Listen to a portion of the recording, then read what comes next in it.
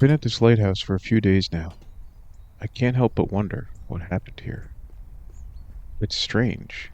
I can almost sense the memories, like lingering shards of the past.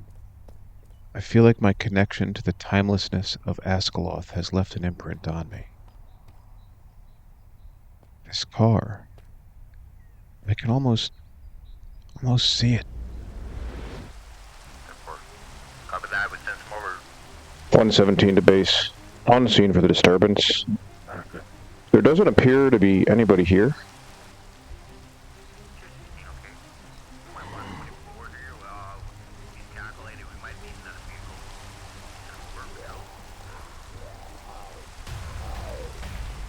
And 17 to base.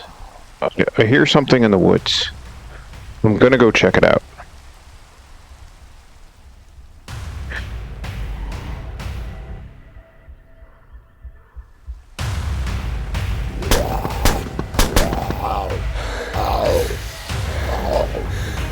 .117 to base. Shots fired. Shots fired. I'm being chased by some people, potentially on some kind of drugs.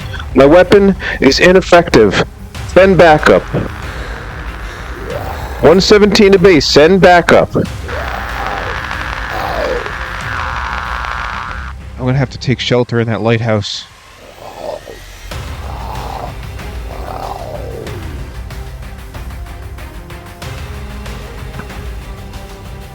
Come quickly. I will let you in. It isn't safe outside.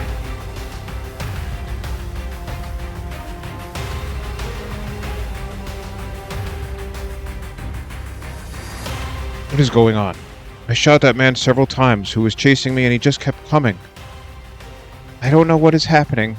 There's smoke coming from the city. It all started with a bright flash from the power plant.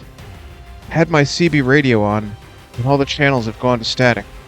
Something terrible has occurred. Whatever's going on, thank you for helping me. You're welcome. My name is Clovis. I'm Clothar, with the Rangers. Nice to meet you. Stay in here for the night, and see what happens in the morning.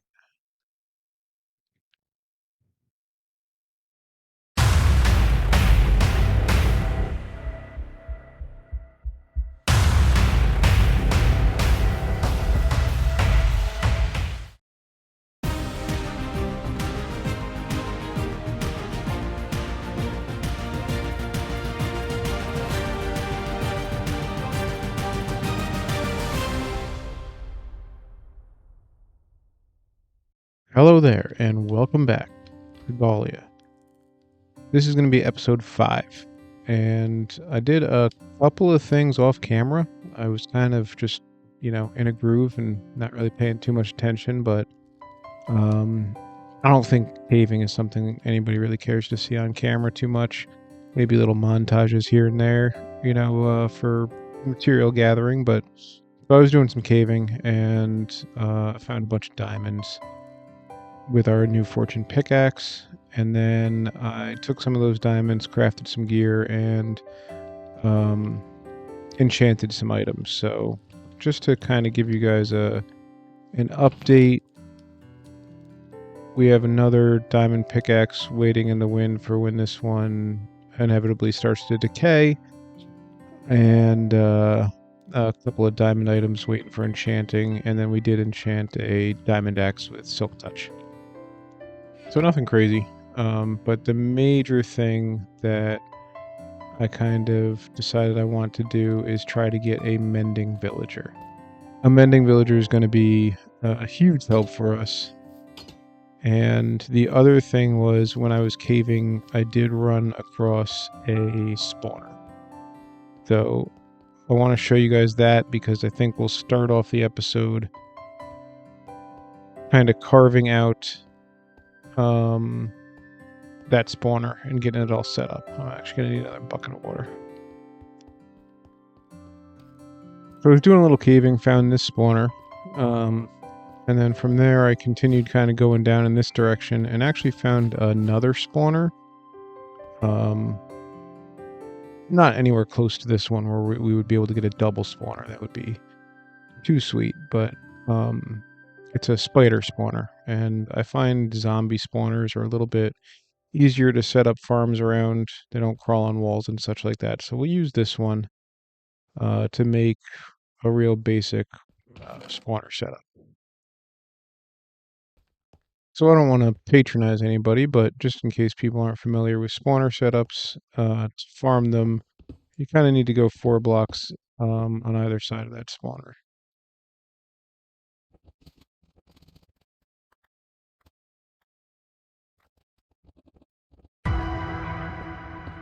Maybe make a little time lapse out of this.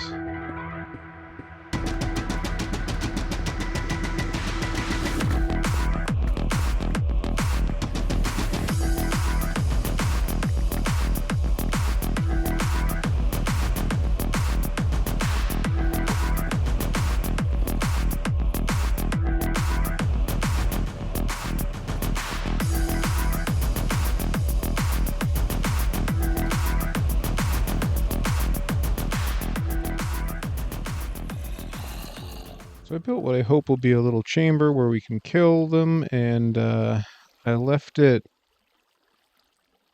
4 blocks, and you know, normally I have a 1 block wide, and then you get the entity cramming going on. So I'm hoping that if I have like a 2x2 space, it makes it a little less prone to entity cramming, and I can leave it AFK for, you know, bits of time while I like watch a TV show or something like that.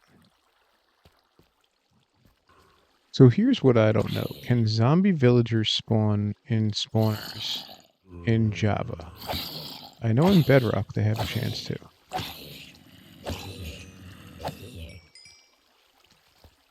But I'm not as up on Java as I am on Bedrock. Alright, that's enough of that. Hey there, little pal. What you doing?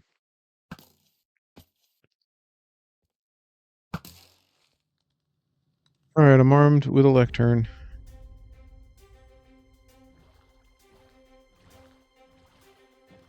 I predict we're going to roll a Mending Villager on the first try.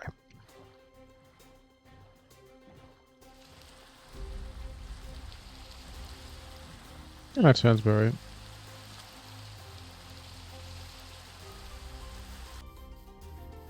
Alright, so...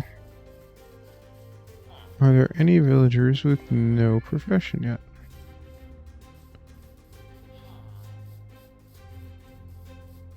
Oh. What do you have?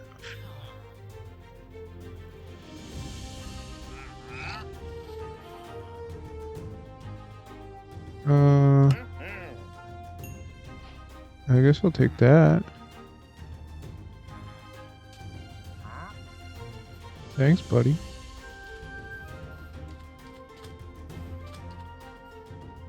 Villagers without a job, where are you?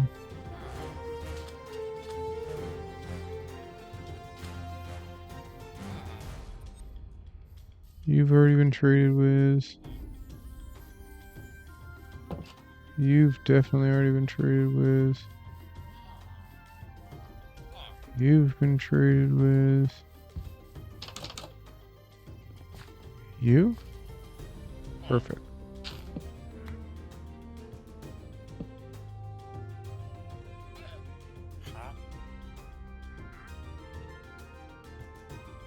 Oh, I just spent all my emeralds. That was really dumb. I won't be able to lock in a mending trade.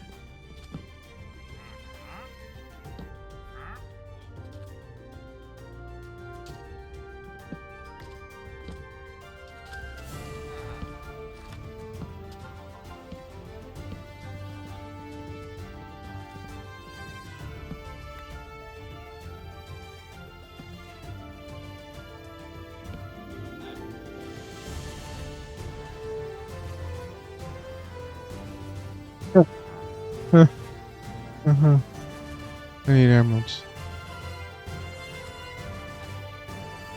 It's like 4 tries. I wasn't ready for that. See, wandering traders, man. I have a plan. I bring emeralds. I bring everything I need. Get mending book. Wandering trader shows up. Real good salesman. Convinces me to buy his stuff. Oh, I might have to kill him. Okay, I think that's Mending Book. Guy's probably dead or something. Or he just unpaired with his block for no good reason. Mending Book, where are you? Oh. Amazing. Alright, get over here. Come back over here. Hey, you're gonna go socialize? You have friends? Make this guy a temporary little house here.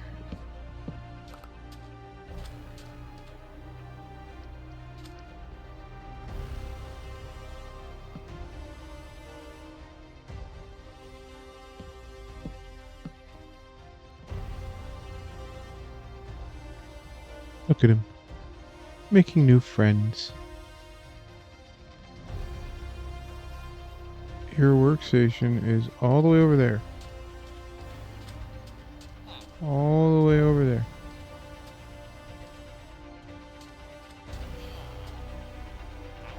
What are you doing?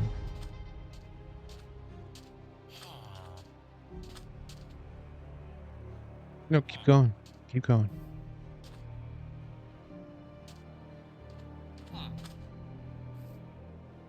Yeah.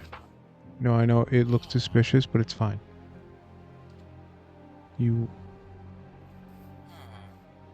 want to hop up on that thing. Just jump on it. Yeah. No, stop. Go.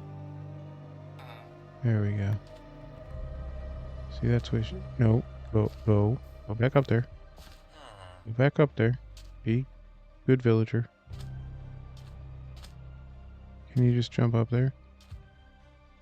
All you guys do is jump on things usually. If there was cropland, you would jump all over it. Guys, really... Oh, you little...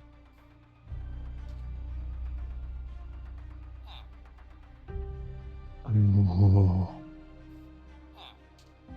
Just go in there. In there. There you go. Yep. Perfect.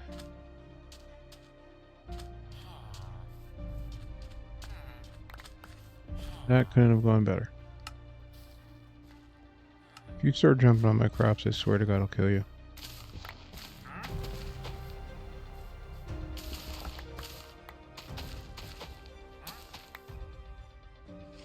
That's huge. I can't believe we got that like that easily.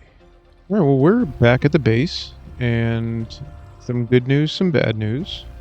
Good news is I have a little bit more time to play Minecraft. Bad news, it's because I probably sprained my ankle, and my job requires me to be on my feet a lot, so I'm missing some work.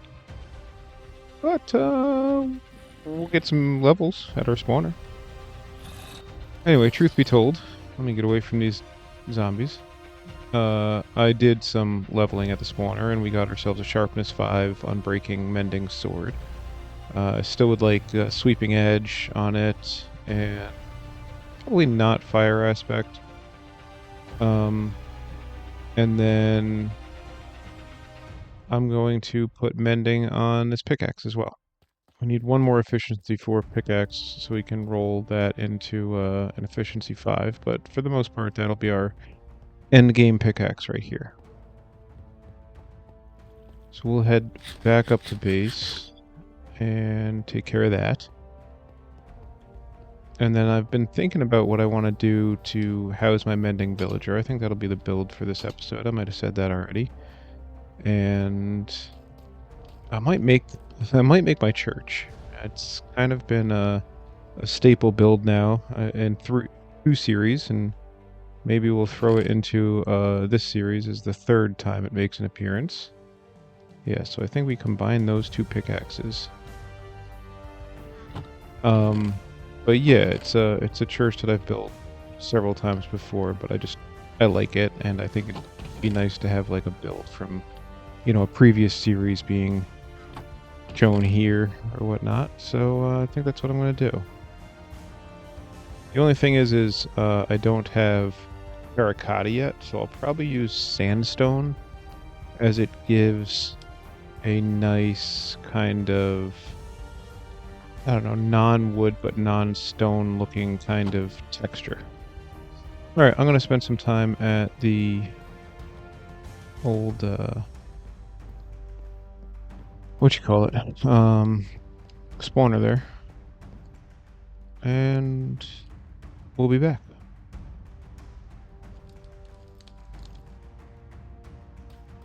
Alright, let's do a little bit more enchanting. I think I need 25 levels. We'll confirm to combine those two pickaxes. Actually, need to do that down here. 28 or 24 if we do it correctly. Alright. So that means we can enchant 3 items per se. So let's try for the helmet, the boots, and we'll see if we can't get a silk touch pickaxe in the meantime as well. Do we take protection 3? Let's see. Let's just do it. Efficiency 4, we'll do it. Fortune. Needed silk touch. Aqua affinity, sure. And then, and I don't see why we don't just do that, right? Still efficiency 5 and it's cheaper.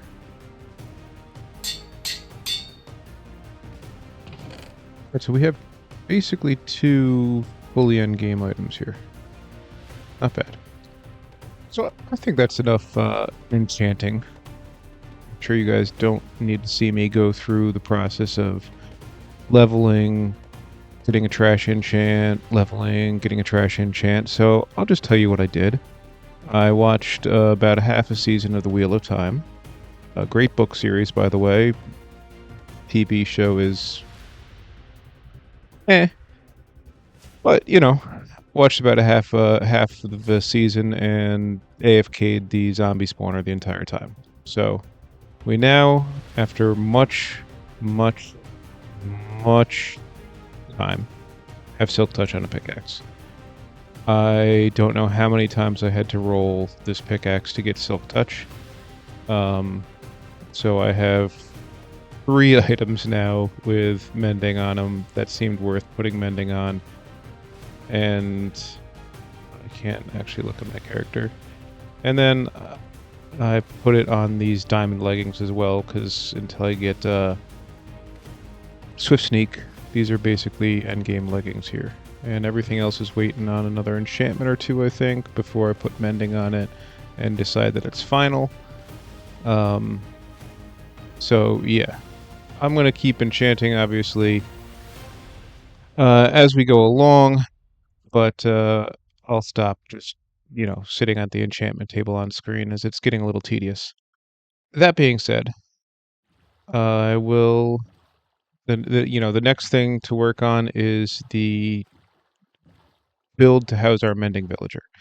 So I've actually already done it, and I have the flashback mod that I did a time lapse with it, and I will pop that time lapse on the screen now.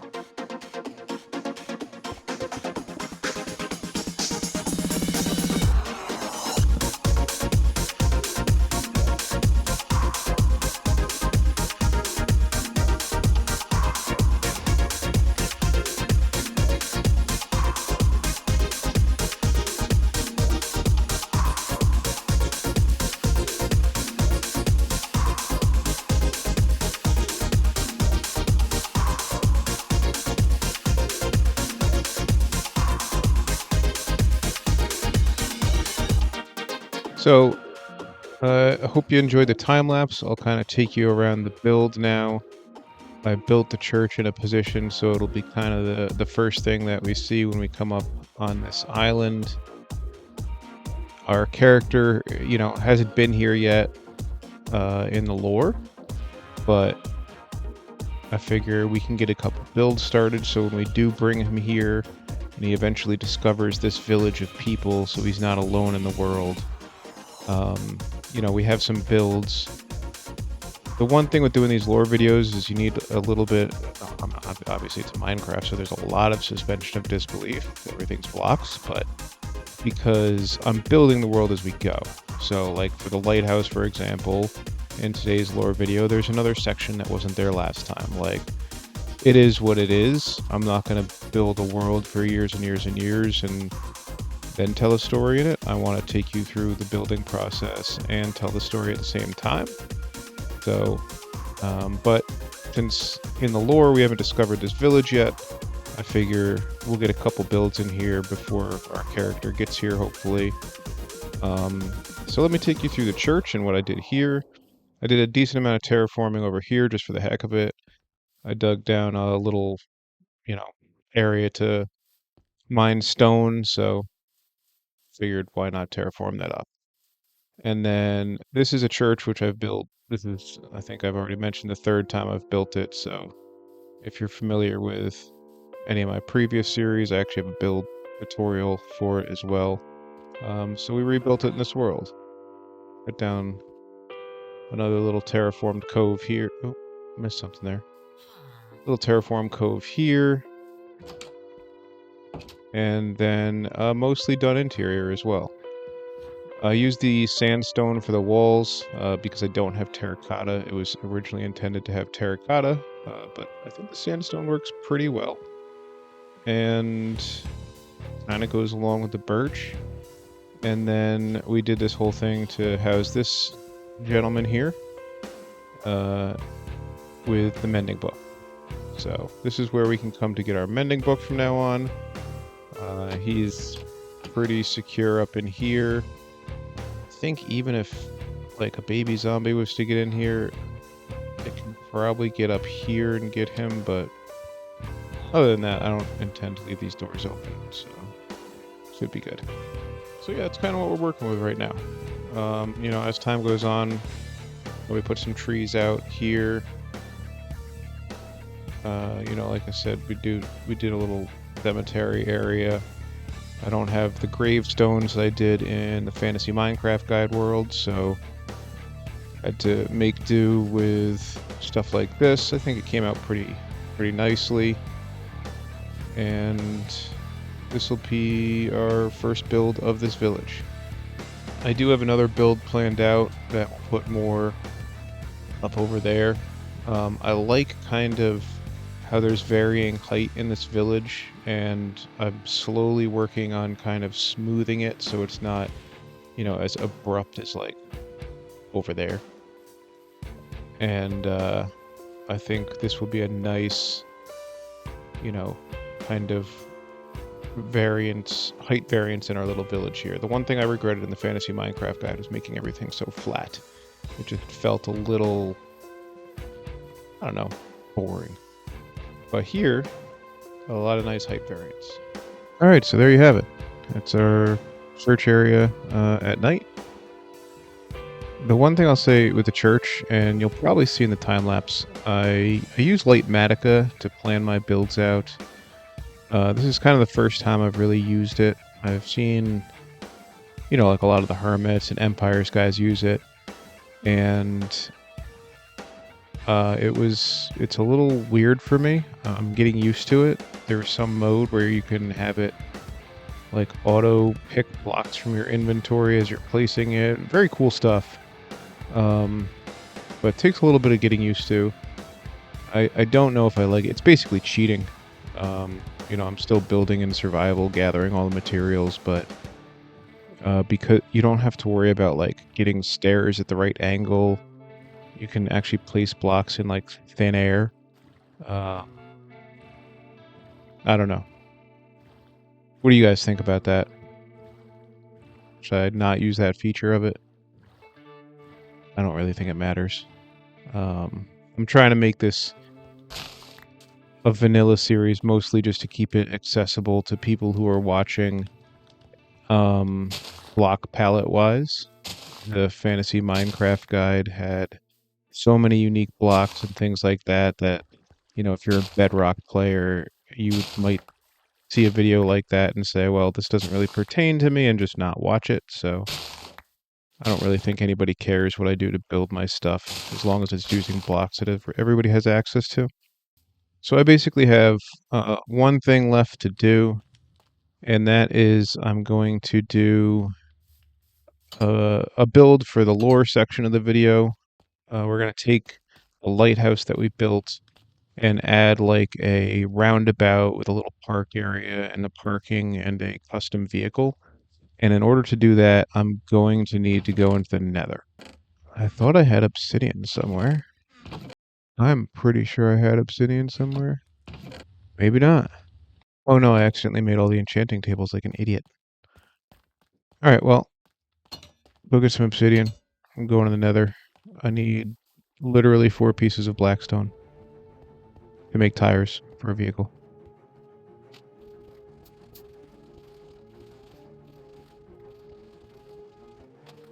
So the nether, like my village, is another thing that I'm not really looking to explore quite yet as far as the story goes. So we'll just make a small little porthole down here, with the intent that at some point we'll bring the nether into the story. I do intend to use, like, every aspect of Minecraft in the actual story. I have a plan for a lot of it. It's just we're nowhere near that point yet. Only doing 5 minutes per episode, essentially, of story. Means I plan on telling this over a very long period of time. Okay. Don't be a basalt delta.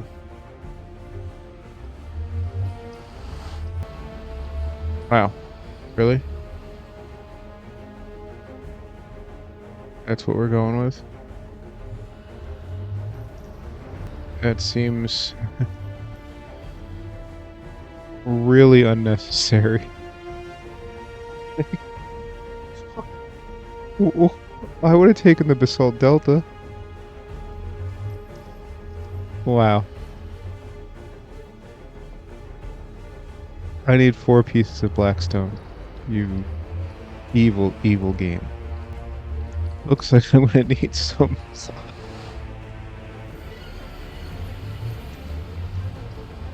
That was completely uncalled for. This is possibly the most evil nether portal I've ever encountered. I didn't even honestly know I could do this. Guessing we're in some kind of a soul sand valley, and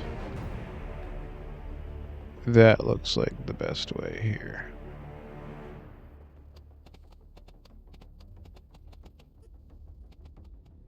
Oh, this looks dangerous. Let's kill the piglin with a crossbow. Thank you, Mr. Hog Guy. Everything about this situation is not good. Yeah. You can die. You can die.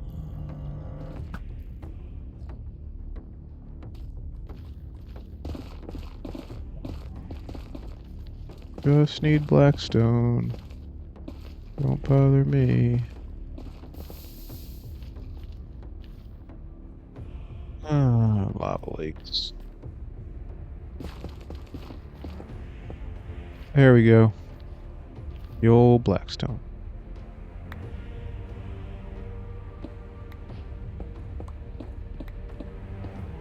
Now let's get out of here before we die. No gas, no gas, no gas, no gas, no gas.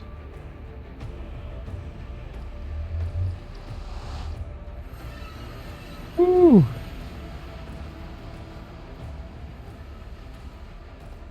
Well, that took a lot longer than I was planning on for getting some blackstone.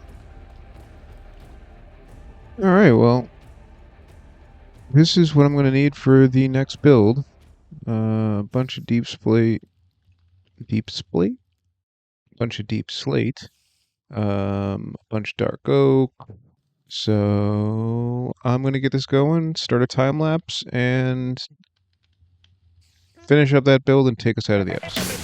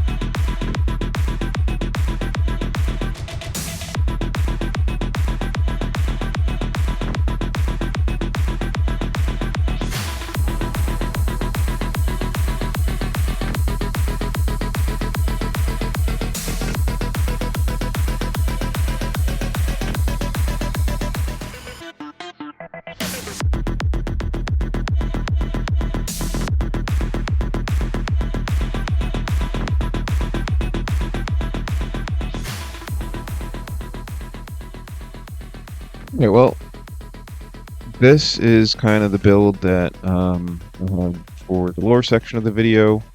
I just kind of expanded on the lighthouse a little bit and built this, I don't know, like roundabout park area.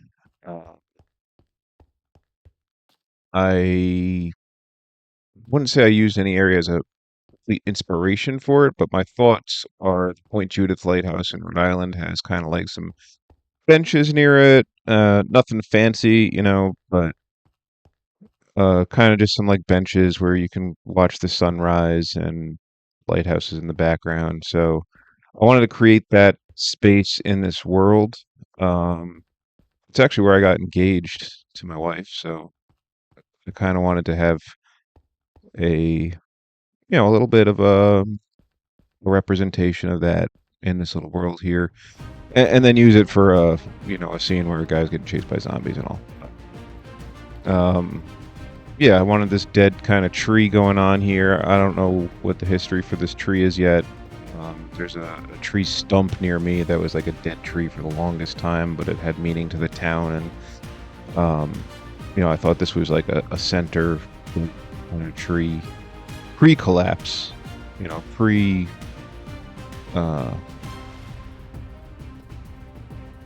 pre-collapse tree. It was already dead. So yeah, that's kind of the area that we worked out. I'm gonna wrap this episode up here.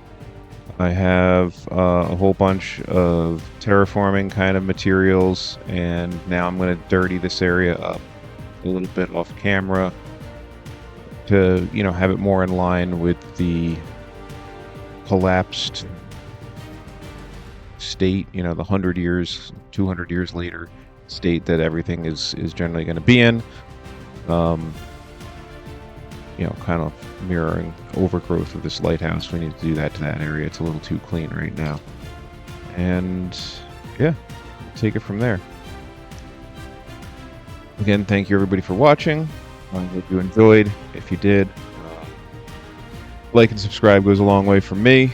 And we're creeping up on the 200 number. I think the goal is now at 200. I'll try out a live stream of some form. I finally set up my microphone, which I said I was going to do at 100. And, well, it took me a while, but maybe around 200 we'll shoot for a live stream. Nothing crazy. It'll probably just be me practicing and getting used to the format. Anyway, it's been great spending time with y'all, and have a great day. Bye-bye.